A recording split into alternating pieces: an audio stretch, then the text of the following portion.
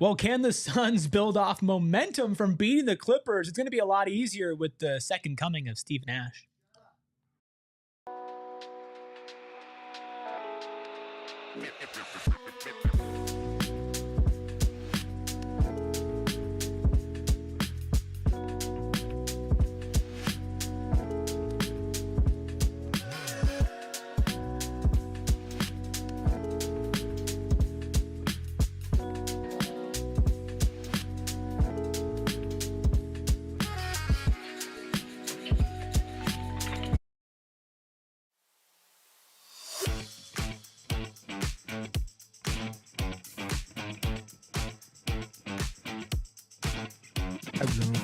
Psychos and sickos unite. It's another edition of PHNX Suns presented by Bet365. Download the Bet365 app. Use code PHNX365 when you sign up and find out why, whatever the moment, it's never ordinary. Over at Bet365, I'm Eric, that's Steven, that's Noah, but the most important people, well, of course, that is you. Everybody in our chat live, everybody on YouTube after the fact, and of course, our beautiful audio listeners. Thank you all for hitting that like button, making sure you are subscribed to PHNX Sports so we can keep the lights on. And of course, if you're listening on audio, you can do those things as well. Plus, leave a 5-star review. Let us know what you like to hear from the podcast. Before we get into Collin Gillespie talk, Kevin Durant talk, Ryan Dunn talk, and of course, looking at the rest of the West, the push for the play-in, all of that, I do have to ask you two, Noah and Steven, were beefing before the show. I want to make sure that we are all on the same page. We're kumbaya, we're holding hands, because y'all were threatening lawyers before the show. It wasn't beef. He was just out of his mind, and I accept his apology for that.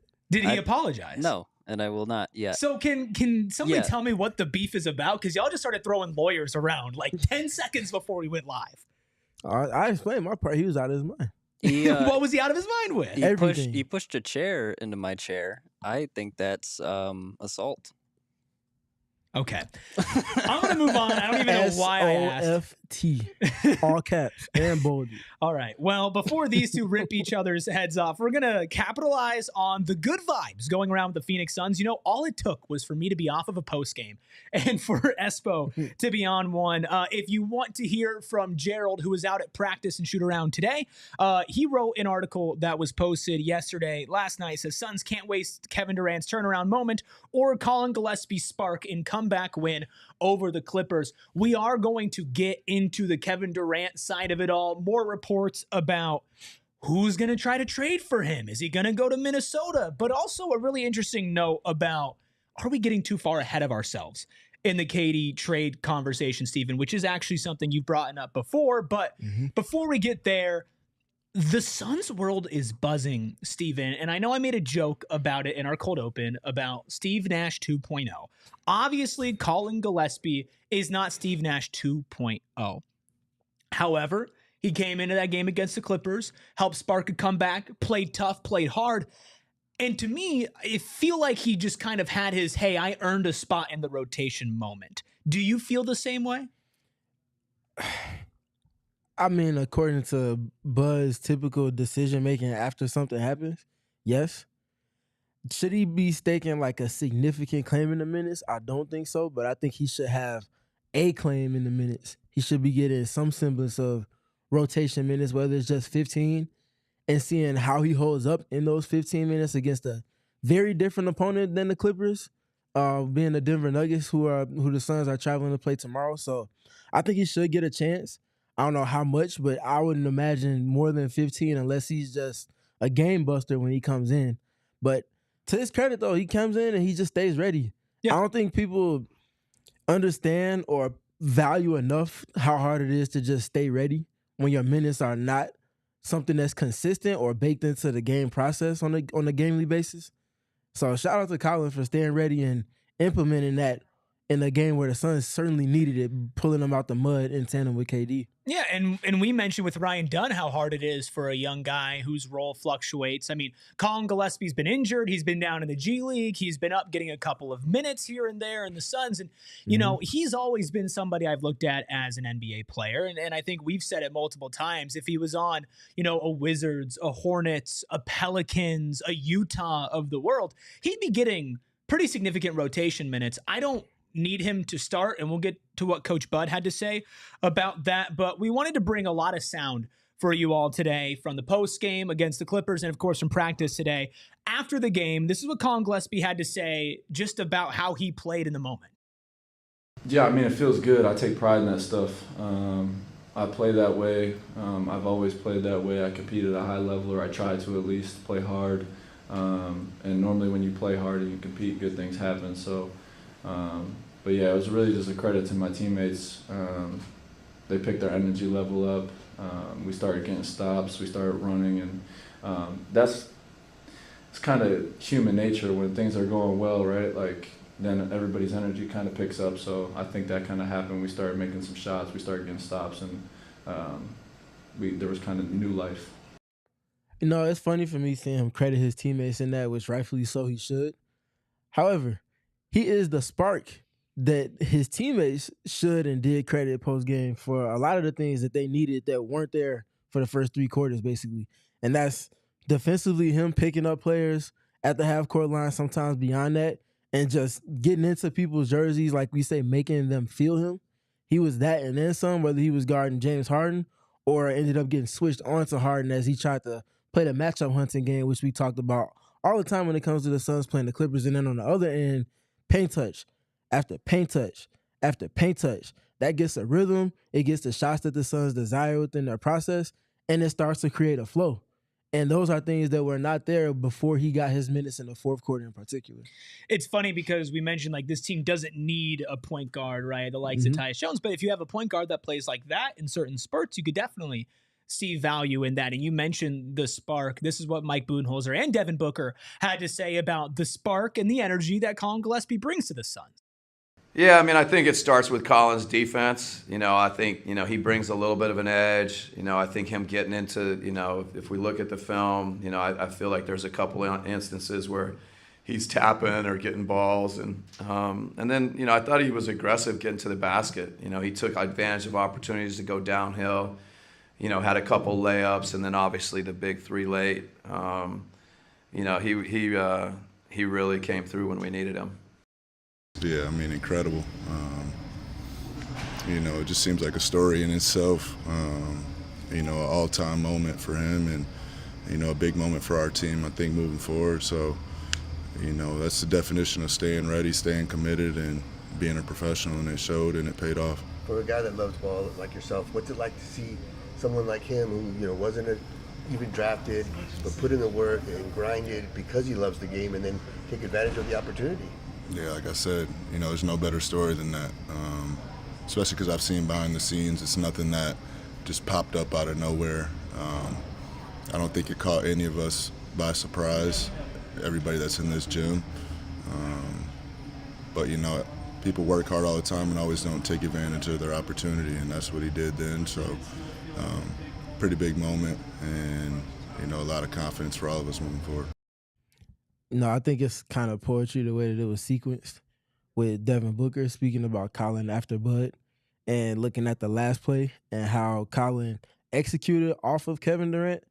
But the poetry part of it for me, with Booker speaking on him, is how Collin even got to getting that open shot opportunity. It's the screen reject from KD, but underneath all of it literally is Devin Booker removing a layer of help that would have been able to help Chris Dunn make the rotation that he did off of Collin. And because Kawhi was removed from that, or whoever it was that was guarding Devin Booker was removed from that, Collin lifts from the corner to the wing, and now he has that much space to get the catch and shoot off. And credit to him for staying ready in a moment. That's a shot that I've watched him take a billion times at practice since he's come back from the ankle injury. But that's the staying ready part. Devin Booker called it being a professional and said that he wasn't surprised because this is just what he brings on a daily basis. That's like, what more can you say? You just have to salute players that stay ready because it's just not easy.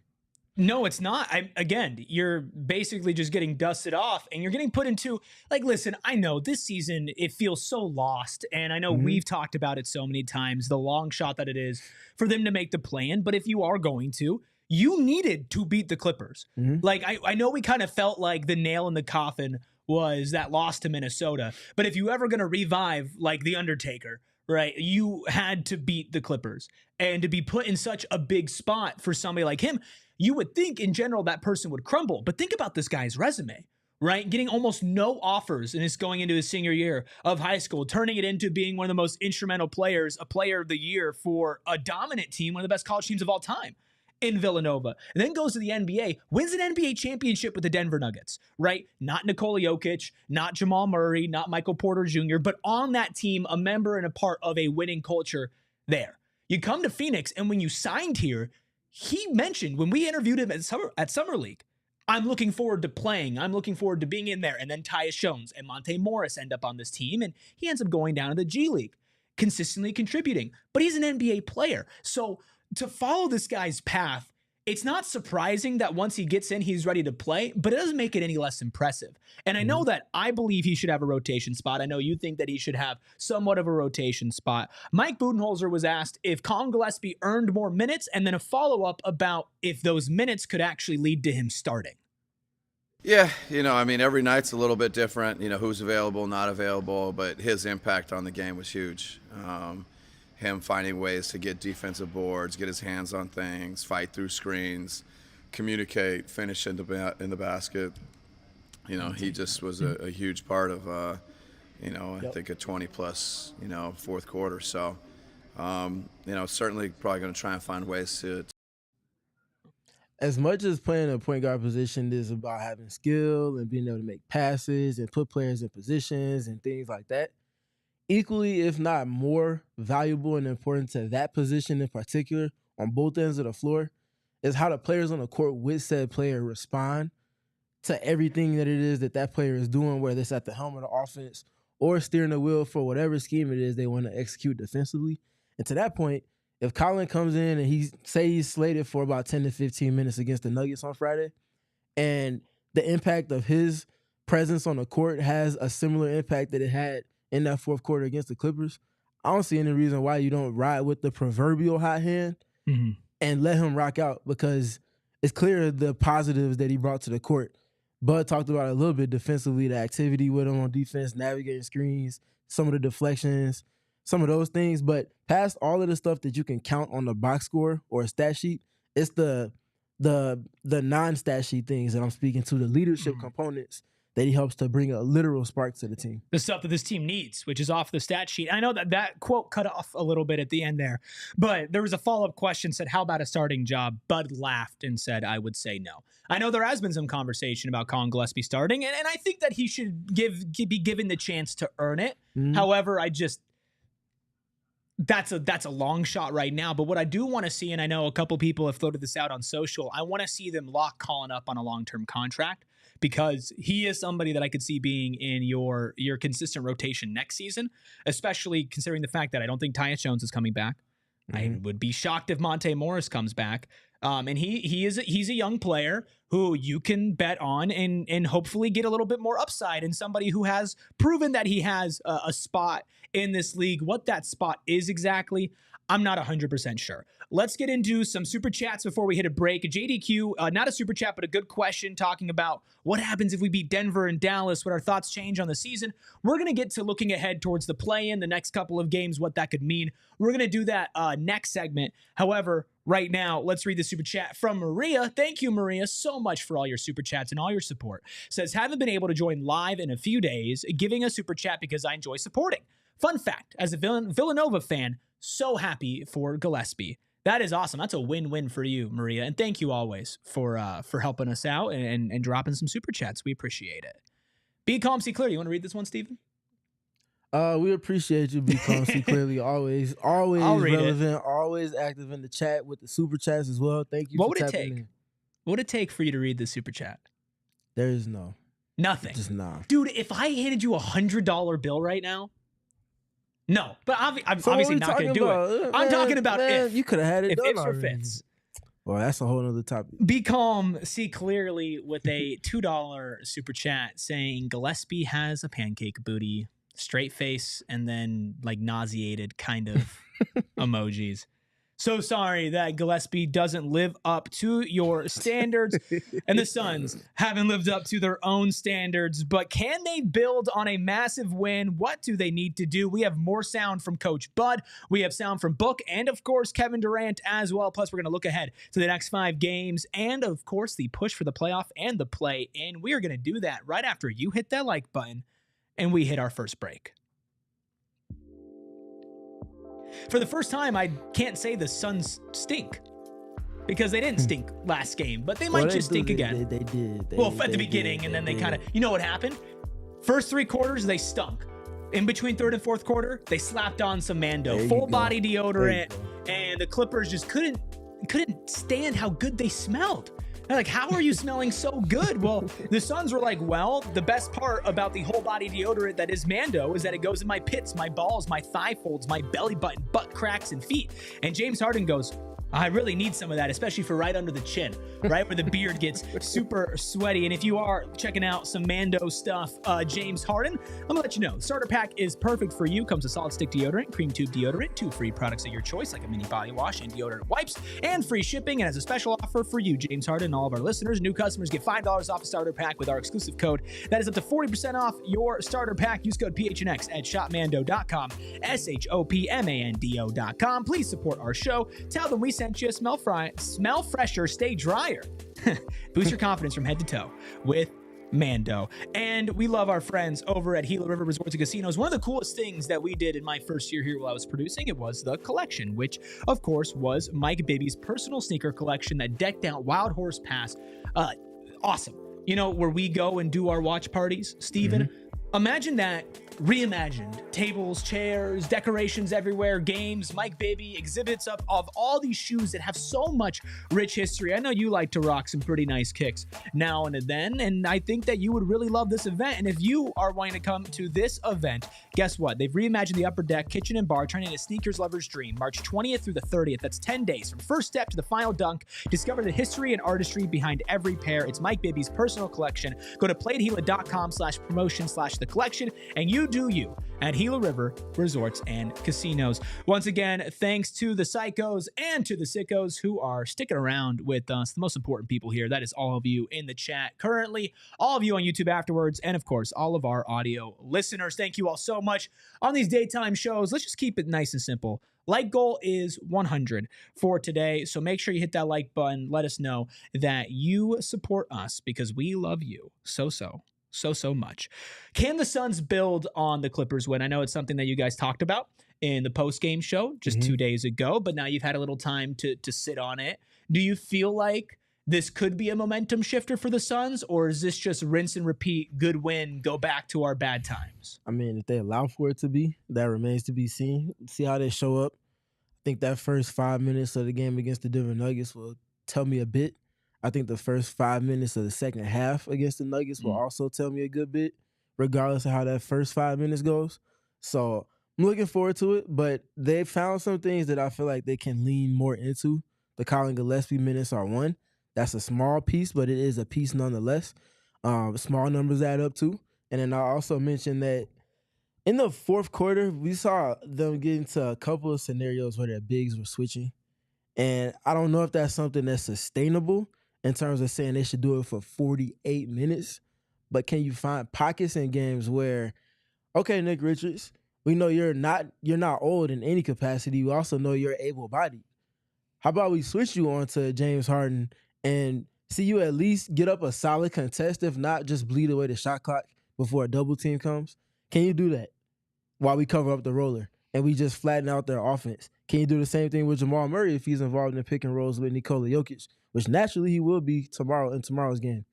Just find pockets where you can do just the slightest bit of a difference to throw the rhythm and cadence of an opposing offense off and then work your way out of it.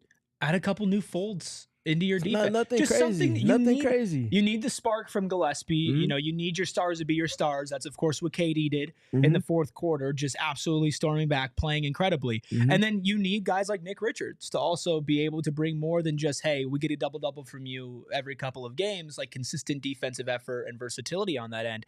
Well, this is Kevin Durant after the game talking about that this is what Suns basketball needs to look like. Man, this is this is a fun win. It was two ends of the spectrum. This is about the worst you can get. You know, in the first 3 quarters, just how we played in the second quarter and in that third quarter, and then just to change the tide that quick and play that type of basketball. We were playing faster. We were covering for each other on defense. You know, we got shots early in the clock as opposed to late in the clock. We didn't turn the ball over much. We were swarming on defense, getting rebounds. I mean, that was, man, that's Suns basketball right there. And that's how we need to play moving forward. I think KD spoke to something specifically that I feel like is their outlet to working their way out of the hole that they dug themselves in terms of a team rhythm, in terms of the standing within the NBA ranks right now. And that's the defense. He said they were compiling multiple efforts. That's something that should be a non-negotiable for this team, because when they do it, and they do it in a sustained manner, the results lean itself a whole lot more frequently to the winning side of things versus all of that other kind of fodder that we've seen them kind of fuddling in over the last 2.5 months. Can you just bring your multiple efforts? Because for as impactful as it was against the Clippers in the fourth quarter, they're going to need that and then some against the Denver Nuggets tomorrow. It's the same thing. It's the same thing that we've been talking about the whole season. Speaking of the Denver Nuggets, I remember doing a post-game show, Christmas night, massive win against the Nuggets. It was probably the last time that I felt like good, right? I know we had that stretch in January beating bad teams, but this was a good win on a big day.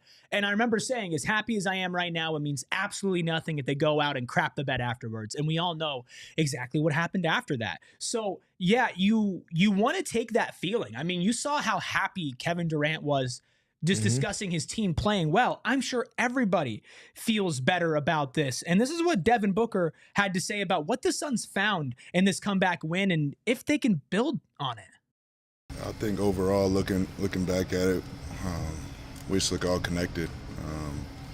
You know, moving as one unit, everything on a string, on both ends of the floor. You know, getting stops and then playing fast from there. I don't want to overhype like one game, but how much can that sort of turnaround be something that you guys like use as momentum, especially with the upcoming stretch that you've got? Yeah, we have, you know, we see what works, and, you know, we see when we're playing well, what we're doing, and, you know, it's just a blueprint to follow and fall back on, you know, whenever another tough stretch comes. But the thing is, they should be trying to avoid those tough stretches all out. I don't think they can afford one more. Don't get into these holes where you have to dig yourself out and find something at the bottom of the barrel to hopefully spark you and get you back to where you want to be. Do your work. And then once you do it, then do it again and then again. Can you be in a position where you're not always having to react to something that your opponents are doing? Whether it's the literal score, whether it's scheme, can you stay ahead of the curve? Because they've been reacting for more of a majority of the season than they have been dictating to whoever it is they're going against. Yeah. I think there was a comment earlier in the chat mentioning that, you know, they were up 25-22, 3 games above 500, and then they lost back-to-back games against the Trailblazers, right? And they could have capitalized on the momentum, gone to 5, 6, 7 games above 500, while you're not sitting with that same, you know, pressure as far as, hey, this is what we have in front of us. You're now sitting it as like, this is really your last chance. Like, it really is your last chance. I know we've said it so many times that it feels dead, but in your position, which we'll go through the standings here in a second, where you are right now, if you do not string together a good stretch, I don't need you to win 8 straight, right? I need you to win 6 out of 8 and beat some good teams, like beat Denver, beat the Clippers.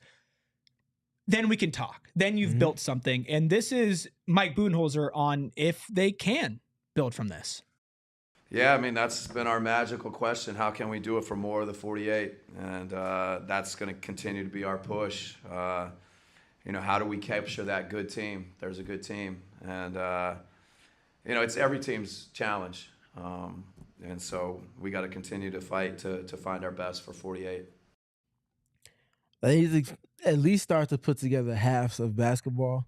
Not one good quarter here and then a bad quarter there, and that might be followed by another bad quarter. So you have to make up for all of that bad in the fourth quarter. Can you just put together a solid 12 minutes and then restart that and then do it again? Yeah, well, I was just really distracted because of how inspired I was by Mike Budenholzer's comments. Is this something we can build on? Yeah, that's like everybody's problem, right? That's the question that we've been asking ourselves all season, is can we build...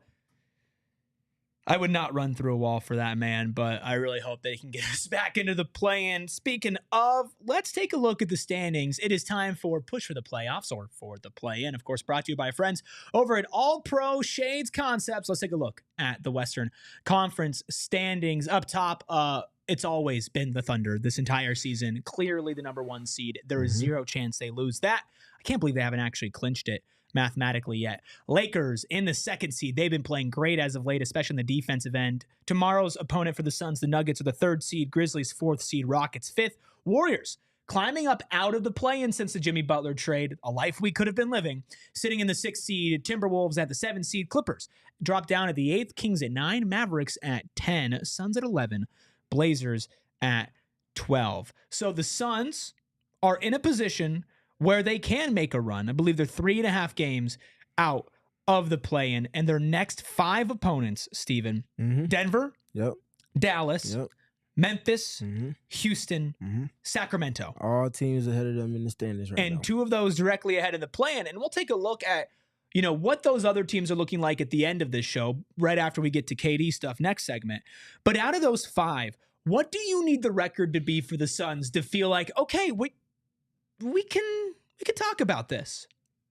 Just start with getting back above 500 in a condensed sense. So 3-2. So 5 games. Win one more than you lost in this 5-game stretch against these teams that are directly ahead of you in the standings. And we might be able to start to have conversations.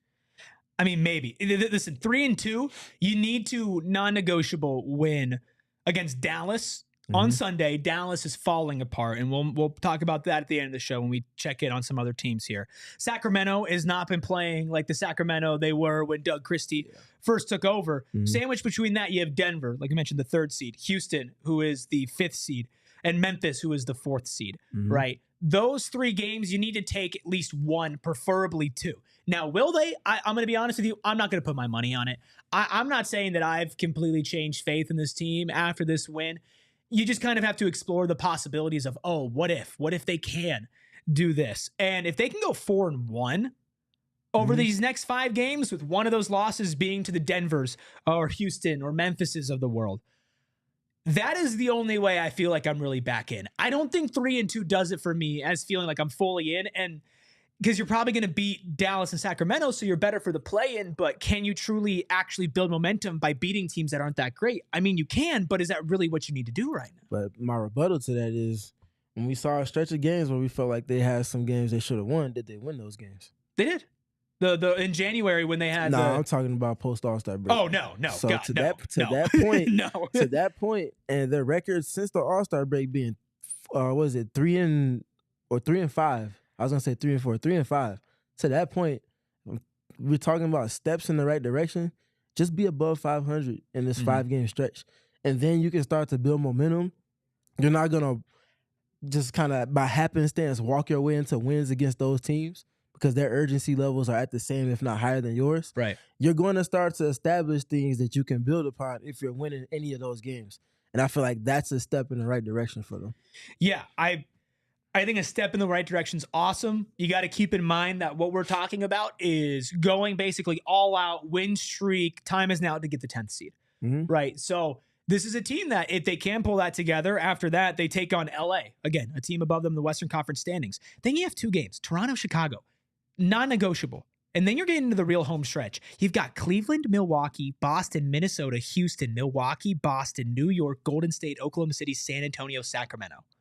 Those are all the games for the rest of the season, right? So when you look at Dallas, when you look at Sacramento, they are some of your easier opponents for the rest of the season, point blank, period.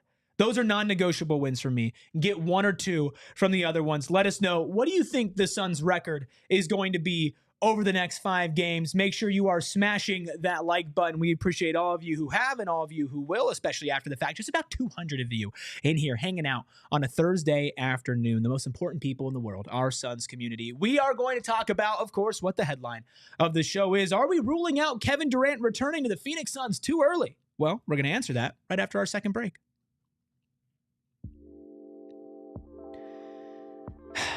Had a day off yesterday. And some of the best parts about taking your days off is kicking your feet up, relaxing, putting something on the TV. And I enjoyed, dabbling in a little Pure Edibles when I do that, because I can go to the Pure Edibles that I have and I can look at the tins and I'm like, oh, do I want to be sleepy right now? No, I don't want to be sleepy right now. Do I want to be uplifted right now? No, it's a chill day. So I grab the Unwind one. And that's the best part about Pure Edibles, is that I know exactly how I'm going to feel because it's listed on the tin. The tricky thing with edibles that have unique cannabinoids such as CBN, CBG, CBD, and of course THC is you don't know exactly how they're going to make you feel when you just look at a tin and it says this percentage THC and blah, blah, blah. It's like, no, like, tell me exactly what I'm going to feel like. Don't just tell me it's a sativa. Tell me what the sativa is going to make me feel like. And Pure Edibles does that, and they do that with great tasting products, as well as they are a full-fledged candy company. Go find yourself some Pure Edibles products from one of the over 130 dispensaries across State 48. And before you go home and indulge, stop at Circle K and pick up some snacks and pick them up for cheap. Thanks to you joining the Inner Circle, which is a free membership program over at Circle K. All you have to do, it's real simple. By the time I'm done telling you this, you can be signed up and saving money. Download the Circle K app, put in your phone number, put in your email address, and then boom, you're a part of the Inner Circle. What do you get? 25 cents off per gallon on your first 5 fill-ups and 3 cents off per gallon every fill-up after that, until somehow secretly you get bumped up to 5 cents off per gallon on unlimited fill-ups after that. If you are a family man, family woman, parent, child, whatever it is, and you have multiple cars in your family and they're always driving, well, guess what? All you gotta do is put in that same number, same email address when you go and you fill up your car, and you are getting that discount. Plus, you can save a bunch of money on snacks and drinks, different membership deals every single day. Join the Inner Circle for free by downloading the Circle K app today. Terms and conditions apply at participating locations. Visit CircleK.com for details. Thank you to everybody in the chat, Casham and Wow Factor. I'm glad you guys are best friends. Boom Shakalaka, Sandman, Buddha, and Lonnie. Speaking of Buddha, we do have a super chat from Buddha, the Schizo, our resident rapper diehard. $1.99. Thank you so much. Says, love my Suns, but can't handle any more heartbreak. Well, let's maybe take a positive spin on things, Steven, because Kevin Durant and the trade and everything, it's felt inevitable for me. But I know for you, you've said you're not going to rule out the fact that he's returning to Phoenix. Now, that's before some of the stuff that happened yesterday happened. So I want to give you a chance to reshare why, before all of this that we're about to bring up, you still felt not confident, but comfortable saying that there's still a chance. Yeah, because for one, he never publicly said that he wants out, nor has any of his people that are, I guess, tied to him on Twitter or whatever. No one said that he's going anywhere. And I just don't get I never understood the urgency to either proverbially or literally push him out the door with the narratives that have been pushed on Twitter and, everywhere else you can find Suns news. I just never have understood it.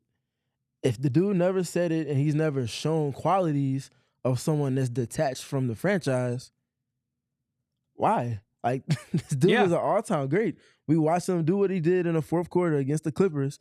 Again, some of that was Collin Gillespie, but a lot of that was bucket getting from Kevin Durant in tandem with him going and pretty much shutting Kawhi Leonard's water off in addition to all of that. Like, this is an all-time great basketball player that's chose your franchise. Facts. Literally chose, and he wasn't a free agent in doing Fire so. me up. Like, I'm just confused as to where the whole lens that people have been assessing it through is coming from. So here's me. I agree with everything you say. It felt like the other side was inevitable, right? Because once you open up Pandora's box when it comes to superstars and trades, what happens like 95% of the time? They go elsewhere. But the difference here is, though, it wasn't by his doing in any capacity. Right. But it's kind of like a reactionary thing, right? Like, you put me in trade talks, now I'm not happy, now the reports are going to work together. You can not be happy with that part of it, but still choose to be where you want to be. And that's my thing. And I think part of choosing where you're going to be, I think this is great. Obviously, you had KD defending Bud after the game when it comes to their in-game altercation. And, being part of the media, like, we have to cover that. We have to bring it up, right? But we also have to bring up the other side of it. I think that in its own pocket is great. And it's like, okay, Kevin Durant is still defending in post-game press conferences. He's been frustrated, but he's never said, screw this franchise. I don't want to be here. Don't talk to me, whatever. He's always been a consummate pro when it comes to mentoring guys like Bull, right? Some of the younger players there, they've never had a bad word to say about him. And then yesterday, he went to a baseball game with Ryan Dunn. And they went to go watch Ryan Dunn's brother pitch for the Chicago White Sox, which is pretty damn cool. If you ask me, Noah, our producer, actually has a rookie card of Ryan Dunn's brother. They didn't know that they were related. And I want to give a shout out to Brendan Clean over at Locked On Suns, because he tweeted, and we don't have the tweet here, but just, between Kevin Durant talking about Bud like that, him being out with his teammates, he's not acting like somebody who's upset. He's not acting like somebody who wants to leave. Right. And despite the overwhelming narrative around it from some Suns fans, but also majority media, maybe this just needs some time to blow over, and then we can reassess and reevaluate, because I am of the opinion that a basketball team built around Durant and built around Booker can win. It's all the subsequent moves around that made this team end up where they are. Yep. And that notwithstanding with the head coaching side of it as well. You get the right pieces around those two in particular, and you will see a difference.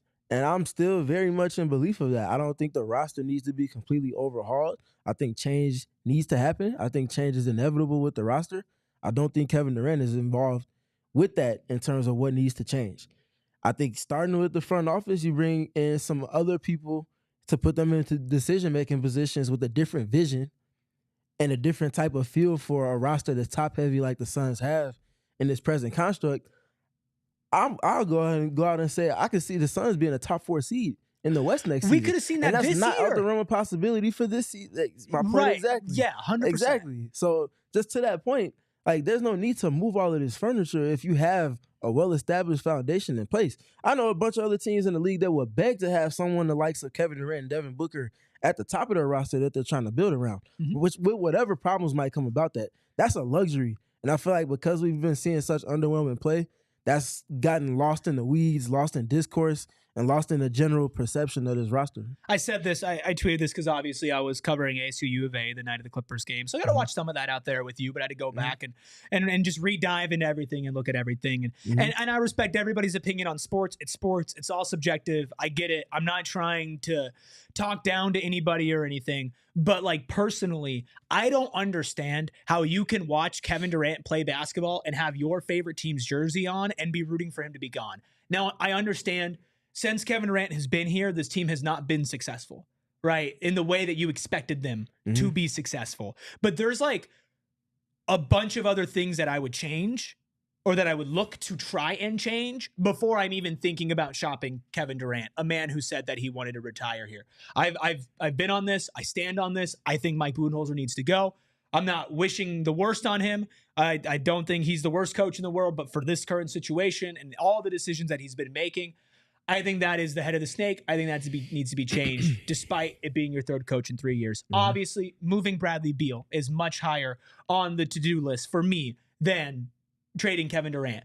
Reorganizing, reshuffling, rehiring, whatever, for your front office. New look in there, building your team in a different way. That's a higher priority to me. Having better role players around, young players, right? Reaccumulating some draft picks, continuing to invest in Ryan Dunn, Oso Guidaro, Collin Gillespie, and trying to retool your roster with athleticism to surround Booker and KD. That's ahead in the priority to me. You got to get to 4, 5, 6, 7 as far as what step do we get to where I'm all right, I'm ready to move on from KD. Right? Because unless he really wants to go, I'm doing everything in my power if I'm in that front office to keep him. Yep, unless he wants to go. And if he doesn't want to go, which he's never communicated, then everything else takes precedent.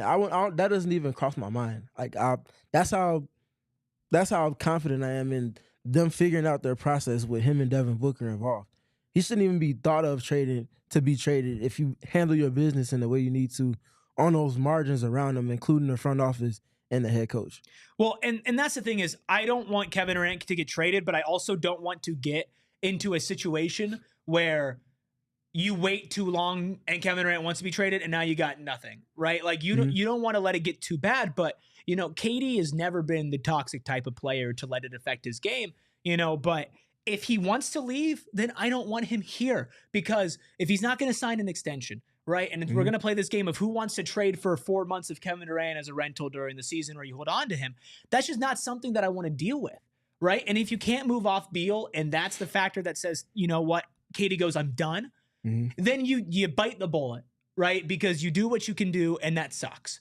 But until that point happens, until I've exhausted all possible options, I personally would not be looking to trade him. And it doesn't bother me that the media, and I know we're the media, and I know we've talked about it. We put out videos about top 7 trade destinations. Like, we talk about this team, we have to.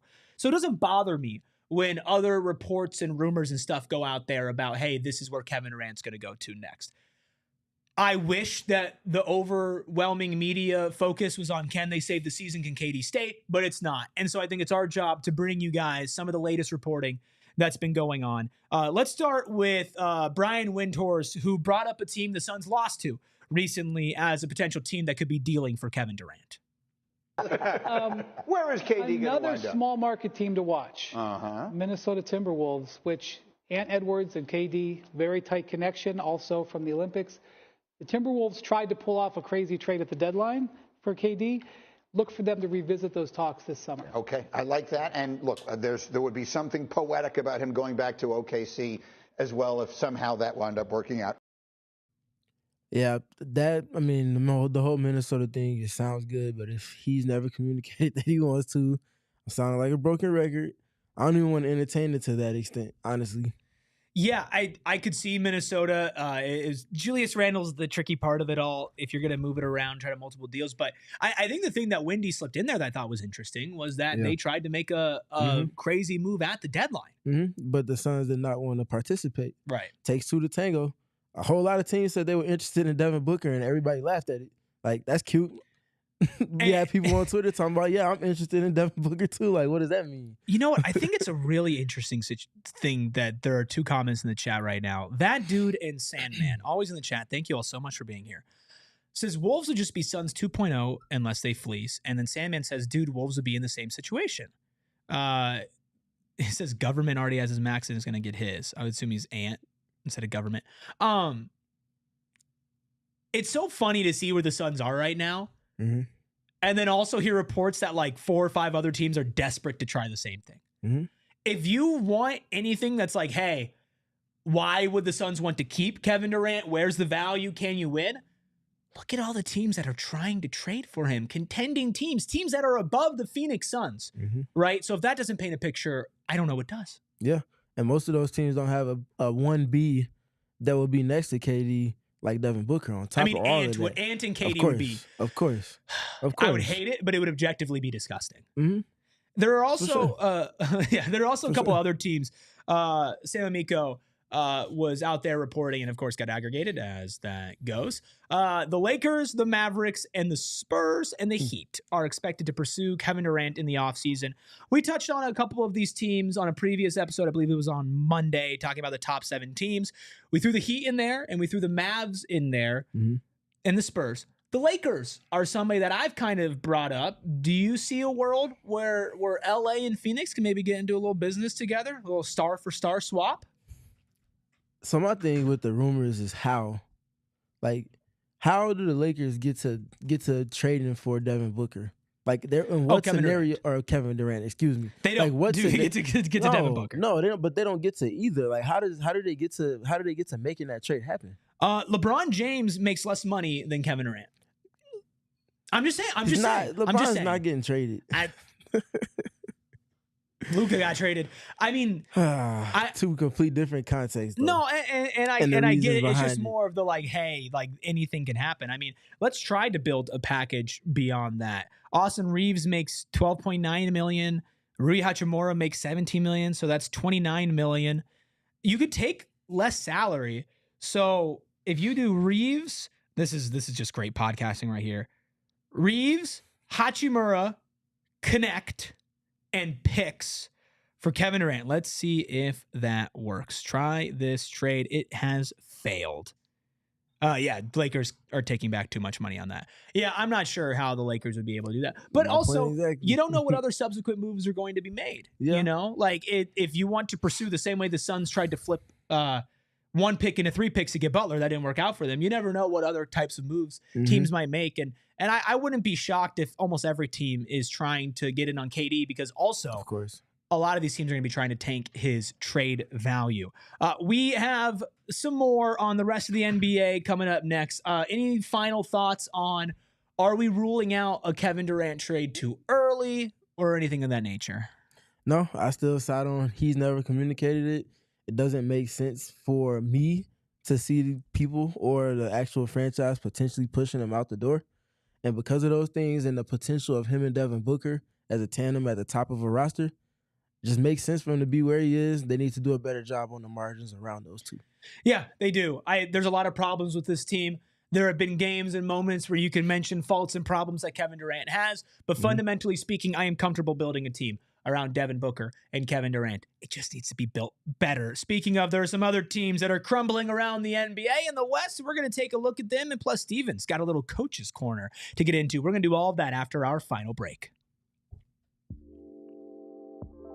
If you are looking to sell your home, well, you could do it with our friends over at Carol Royce. She is the absolute best place, her real estate team, to sell your home. And if you're looking to do that, call this number right now, 480-776-5231, or visit Carol Royce's website. Your home sold guaranteed. Without a doubt, she's going to get you multiple cash offers. She could sell for faster and for more money than the average agent. She sold over 12,000 homes across the valley, and most agents, they make big promises, whole lot of talk. Carol provides upfront written, that's the important part, written guarantee. She will guarantee to sell your home for 100% of the market value, or she'll pay the difference. And if you're considering a cash offer, don't just settle for one. Like I mentioned, she'll get you a ton of them, up to 6, release 1 at 100% of market value. When it's time to sell your home, make the smart play. Call Carol Royce or visit Carol Royce online at carolroyceteam.com. That's carolroyceteam.com. Terms and conditions do apply. It's a little cooler outside today, but it's getting windy, maybe a little rainy. And of course, the summer is approaching. And our friends over at All Pro Shades Concepts, well, they're just here to help you out. They are the most trusted local shade company in the state, voted #1 by Ranking Arizona for patio shades in 2024. They have a Better Business Bureau rating of A+ and over 1,000 5-star reviews on Google. They've been in business for over 20 years, and they can extend your outdoor living space with a custom fit awning with hundreds of designs and colors to choose from to match any home and to satisfy that pesky HOA. They're motorized and they retract with a remote control, all with LED lighting to light up your patio under the awning. Roll down patio shades can block the sun, keep the patio up to 20 degrees cooler with hundreds of colors and durable fabric. Plus, in the winter as well, people don't know this, but having something covering up your patio also helps keep the cold air out and the warm air in. Call 623-204-1476 or visit allproshadeconcepts.com now to schedule your free estimate. So many of you in the chat right now: JDQ, K-Lone1, Boom Shakalaka, Ogre, Joanne, BS Murray. Thank you all so much for just hanging out with us. Carlos, you as well. Thank you all so much. Make sure you hit that like button, and all of our audio listeners, tweet at me. Send me some names. Send me some names of you audio folks so I can shout you guys out also on our live stream. Let's shift our focus a little bit, but before we do, I do have one video that we need to play. We mentioned Ryan Dunn and Kevin Durant. They went and watched Ryan Dunn's brother go play baseball, and I think that's just so cool. This is what Ryan Dunn had to say about what he sees when he's watching his brother pitch. I see a dog. I see a dog. I see an older brother. I see the brother that I know, and I'm like, yeah, sorry. Catch it. Get out. Sorry, I get still into it, but I see a competitor. I see my older brother. I see the person that I've seen since I was 5 or 6 years old. That kid that's been throwing since middle school is the same thing on the mound right there. So I'm excited for him. Gotta love seeing siblings all excelling on a professional level in any capacity. Excelling is an understatement. It's not something that's probable. That's incredible. I love to see it. My favorite thing is I see a dog. Spider-Man meme. They're just pointing at each other because those are two dogs right now. All I need to know is he a lefty pitcher? His brother? Yeah. Yeah. Makes sense. That's crazy. Anyway, you want to talk about I'm curious how many times. That picture's so stupid. You, Noah. That picture is so, dude. I can't believe that's what I look like. They got the Brandon Bills joint on and everything. Yeah, I mean that's the only thing that looks good on me in that picture. I'm curious if Ryan has ever played baseball. Oh, for sure. And how many times has he tried to either play strike him out or whatever with his brother in the backyard, whether it was baseball or wiffle ball? Because Ryan strikes me as the type of athlete that would have been solid at other sports, plural, Yeah. Naturally, if you got a brother that's good at basketball, you want to test your abilities against that. And if you have a brother that pitches, you want to test your abilities against that. So I would love to hear something about the lines of that from back in the day. I think the funniest thing about athletes who grew up playing both is they usually think that they were better at the other one. Of course. I know I bring up ASU a lot, but we interviewed Cam Scadaboo, and Cam Scadaboo was like, yeah, I was a hooper. I was a hooper when I was younger. And it's like, man, like these athletes, like they're just athletes. Dude, and I wouldn't be shocked if Ryan and his brother did that. Thing is about football players that hoop.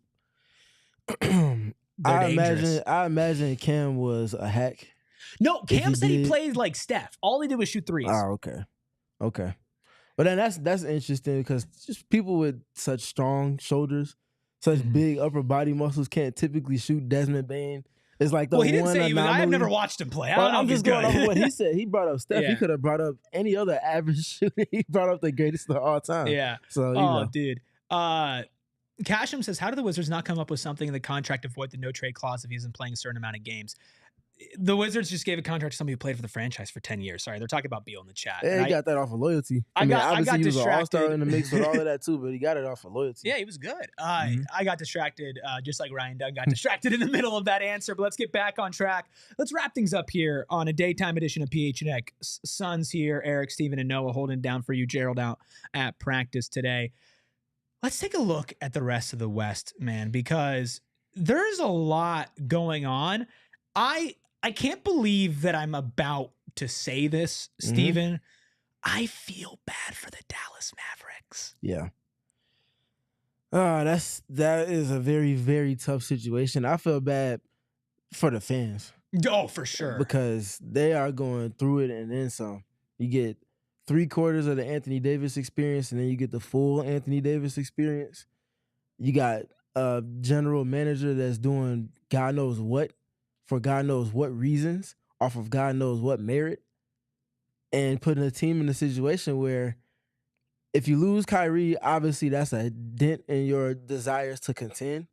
But if you have Luka on a back burner or coming back from an injury, you still can say you have a chance. And rather than that, we're hearing conversations about them potentially shutting Anthony Davis down for the rest of the season. Yeah, I'm honestly, if the Suns are going to make the play-in, it's going to be because of the Dallas Mavericks. Because losing Kyrie, losing Anthony Davis, as great as Max Christie has played, Klay Thompson's completely out of it now. Fan base is completely over. And they raised season ticket prices? Huh? It's insane. JDQ says, you know who I feel bad for? Us. I'll be honest, I don't think we have it that bad. I mean, we think we have it bad right now. I don't think we have it as bad as Mavericks fans. Traded the face of their franchise, the 32-year-old guard that then had to pick up the workload because of it just tore his ACL. The top 75 player of all time, all-star that they traded for, might be out for the whole season. Fans are completely out. Their GM is stupid. They're raising season ticket prices. It feels like legitimate sabotage. They just lost Moses Brown because he just finished his second stint of 10-day contract. I mean, that's the biggest loss. Like, no, it's tough. Not Moses. Tough out here. It's tough out here, man. But on the other end, just if we're checking in on this Western Conference, let's go up from 10, okay? Let's look at Sacramento at 9. They have actually been playing really hot as of late. I know that I said they haven't been playing like when Doug Christie took over, but they did just lose to the Nuggets in a very close game. But before that, they were winners of 4 in a row, and they lost 2, and then they won 3 in a row before that. So they've strung together a couple of winning streaks as of late, and they're 3 games above 500.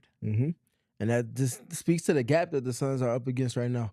Because they have to make up, in addition to potentially a Mavericks slide down, they have to still make up that ground for that to even matter. So that remains to be seen.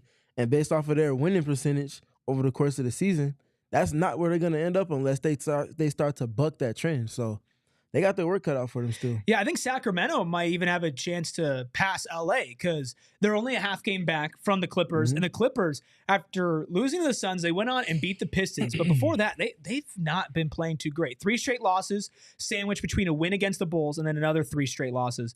LA was not comfortably, but was in the playoff conversation. Now is a little dangerous dropping down to that 10 seed as well. That's what I'm saying. That win against LA was pretty important.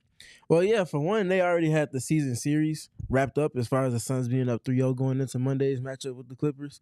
But to put a proverbial nail in the coffin on the season series in a way in which we haven't really seen them finish things that they may have started off well over the course of the season feels like a step in the right direction. So can you take what was Monday or can you take what was that, Tuesday? That was Tuesday or Tuesday, Monday? yes, Yeah, Tuesday. excuse me.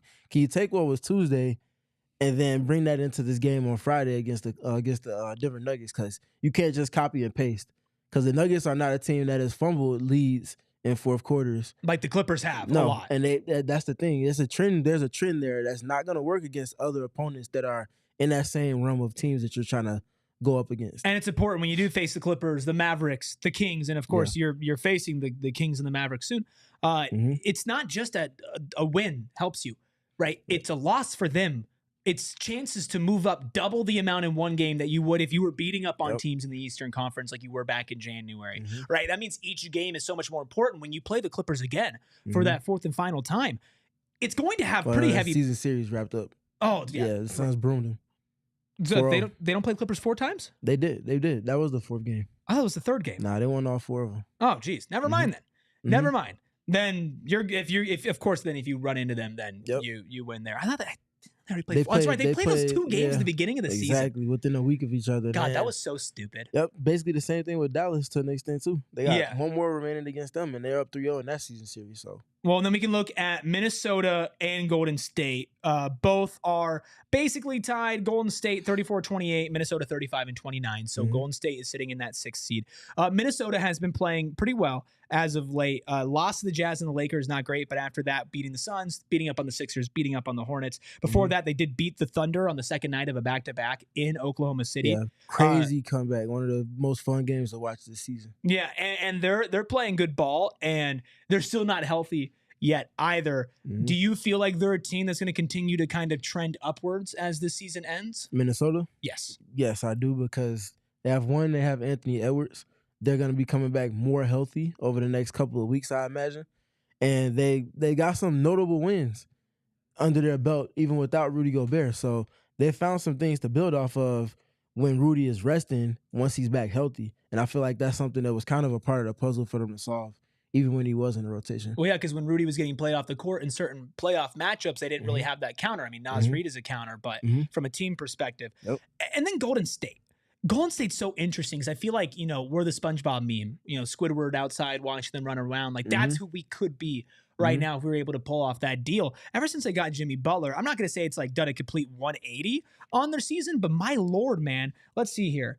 1, 2, 3, 4, 5, 6, 7, 8. They've won 7 out of their last 8 games. And that loss coming to the 76ers. I don't think he played in that game. No, he definitely was out for one of those games where he was in the line, or he wasn't in the lineup. They lost to the Sixers when Quentin Grimes scored 44 points. Quentin Grimes, when they got a whole entire bag over the All-Star break. That man came out and was like, I'm dropping 40 now. All type of dribble packages that I've never seen him use, and especially with the Dallas Mavericks. Like, where did this come from? But yeah, he was, to his credit, he was hooping. Yeah, and Cashman says Warriors been playing nobody. In that win streak, they beat the Rockets to start the win streak, beat the Kings, beat the Mavericks, Hornets, Magic, lost to the Sixers, beat the Hornets, beat the Knicks. So, same thing with the Suns. You take care of business. You got to play who's in your schedule. Sure, that's and again, that's part of it, right? That dude says they don't even have Kuminga. You're looking at that schedule. They're playing the Nets next as the Suns face a really tough schedule. These are things that you have to keep in mind. And then there's one last team that I want to mention, as I thank everybody who's been watching us on TV. The party always continues over at gophnx.com. Is a team not in the play-in currently, Steven? Yes, team we talked about a couple of weeks ago. The Portland Trailblazers are a game and a half behind the Suns at 28-35 on the season. They have been playing really well. Now, they just lost to the Celtics because Payne Pritchard and Derek White turned into Michael Jordan and LeBron James in one night. And they just pushed the Cleveland Cavaliers, who no one's been able to beat of late, to overtime on Sunday. Lost by 4. And then lost by 4, And before that, I mean, they're beating up bad teams, but they were winning. They beat the Nets, the Wizards, the Jazz, the Hornets. They beat the 76ers in between the Celtics and Cavs loss. Big moment coming up tomorrow for Portland. They're taking on Oklahoma City on the road, right? I believe they just beat a couple of weeks ago, if I'm not mistaken. They lost by 10 to the Thunder. There was a game where Toumani Camara knocked down 10 or 9-3, something crazy like that. 8-3, something like that. Let's see here. I'm seeing two losses to Oklahoma City this season. Mm-hmm. I only see losses to OKC. Okay. Well, if I'm misspeaking, then I'll take that. But they've pushed them is my thing. And that's not something that you would expect from this Portland Trailblazers team coming into this season. So not saying they're going to go and win that game, but I'm saying the level of play and the way that they're playing defense right now will give them a chance. Yeah, I think that, like you said, defense translates. Defensive Player of the Year, Tumani Kamara is going to break my heart. And that's why they're where they are right now. It is. I mean, but think about like Tumani Kamara, Denny Avdia, DeAndre Ayton when he's locked in. You got some athletes in that backcourt, which can always translate to defense, and Shaedon Sharpe and Scoot Henderson. Portland would be such a fun team for me to watch and to root for if it didn't also hurt my soul who was doing it for them. Like that's a team that if I was an unbiased NBA fan, I'd be rooting for Portland's uprising and Phoenix's demise. But I'm not. I'm trapped in this sick box that we are trapped in. But is there anybody else in the West? I'm going to rule out San Antonio, even though they're only a half game behind Portland. Just without Wemby, I don't know how they could be consistent and making up that ground. I feel like it's going to be between Dallas, Phoenix, and Portland. Who gets that 10th seed, and maybe Sacramento if they falter a little bit. Yeah, I think it fizzles out a little bit for Portland. I think Sacramento slides some because of their strength of schedule being second to the Suns in terms of having the second toughest the rest of the way. The Suns they'll figure out a way to get into the play-in. You're confident it's in that. not. I am. And it's not more than that though. I'm curious to see what level they're playing at once they get to that point. Sure. Because that's going to be what I gauge whether they're able to make something happen off of that play-in stretch or if it's just a play-in showing and then it's off to Cancun or wherever else it is they might want to go. Yeah, do you get it because Dallas lets you in, or do you get in because you take it? What are the terms of that? You're 2.5 games out right now with a game against Dallas and Sacramento coming up in your next 5. Of course, tomorrow's game against Denver is that first step in carrying over that momentum. We're going to wrap things up here on PHNX Suns. Thank you all so much. But before we do, there's one last thing. Steven's coaching corner. There's a clip that I'm going to let you set up and we're going to play here. Yeah, so a lot of conversations about coaching, and I've always tried to add a little bit more nuance than just the surface level, blame it all on the head coach, because there are multiple hats, at least in most coaching scenarios where people are being involved and they're being listened to for their opinions, for what they've studied, for why they got the position that they're in. And we got a little bit of insight from Spectrum Sports over with the Lakers and just kind of looking at the locker room and game planning with JJ Redick. Let's get into it. Lindsay, 30,000. Let's close the door. Yeah. More than halfway through the season, head coach J.J. Redick is settling into his new role. And more specifically, he's finding ways to entrust a staff that has its sights set on the playoffs with the addition of Luka Doncic. Yeah, I think the compact shell shift and low man on everything and not overreacting to them making a couple threes because they're going to take threes. And then this has to be like a no leak out game. Well, I just love every single day that JJ comes to work, he is so highly prepared for the day. We can't allow them to get extra cracks at it because we will guard them if we do that. We have a really, really good staff, a great staff, in fact, and he really likes to listen to everybody's voice to get their input. We don't have to overhelp. We can build out and make those guys make plays. And I think that's just great leadership out of him as a head coach. If we can be in, he'll pick the basketball, make him see a crowd, pick the basketball up. Yeah, so that's just a little, like I said, insight as to what's going on the Lakers side of things. Their assistant coaching realm is something that's fun to just kind of assess. Probably saw some faces that look familiar. Scott Brooks being one of those people that I feel like you might have noticed kind of lingering in the background there. The trust in the I forgot who it was that was speaking, but speaking to JJ, trusting other individuals in that group to bring to the conversation what their perspective and feel for an opponent is, and then implementing that into the game plan. There's a level of trust. There's a level of functionality that a coaching staff has to have. And I think naturally a team picks up the baton off of the preparedness and focus of a coaching staff. And that's not always just the head coach. That's not scapegoating Mike Budenholzer in any capacity if we're speaking to the Suns. But when we're speaking about things that we see displeasure with the Suns, he might be the one that takes that bullet, but it's not always specifically probably meant for him in particular. Yeah, a lot of people in here are just not buying in the JJ stuff. I disagree. I think JJ is an incredible basketball mind. He's media savvy for sure, but like my God, guys, he knows about basketball. If you listen to him talk about basketball, I think he's a good coach. It's not even that. That's the part I'm about to speak to. Knowing basketball is one thing. Being able to coach, I mean, look at what he's doing with this Lakers roster. Who we just said was going to be able to play defense. A complete different brand of offensive basketball than they did under any era or iteration of their roster with LeBron and Anthony Davis. All of the movement that they're getting into, the way that's freeing up space for LeBron to do what he does offensively, and now implementing or taking Anthony Davis out and putting Luka in there, and they're still getting movement. It's not just LeBron is on the ball and Luka's sitting there watching. They're doing things around all of that.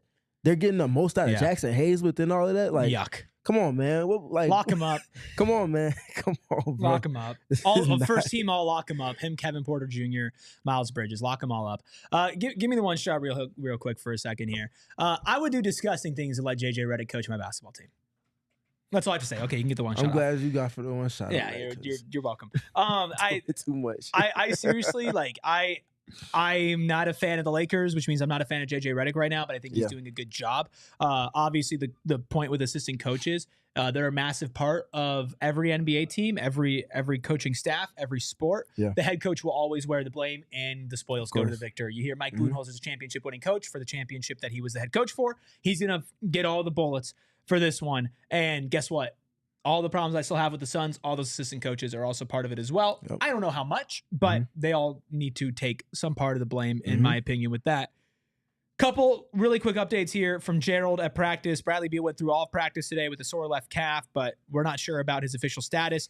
We'll get that later this evening, so keep your eyes tuned to at Gerald Bourget on Twitter. He also mentioned Oso Guidaro signed to the G League. Not as important really as it was the first time that it happened. He's not getting any minutes, but he went down the G League and dominated. Let's see if he can hoop. Yeah. I'd rather him just get minutes and go get reps, game like reps. You need them. Yeah. Buddha with a $1.99 super chat says, how many super chats to name the arena PHNX Arena? Listen, Buddha.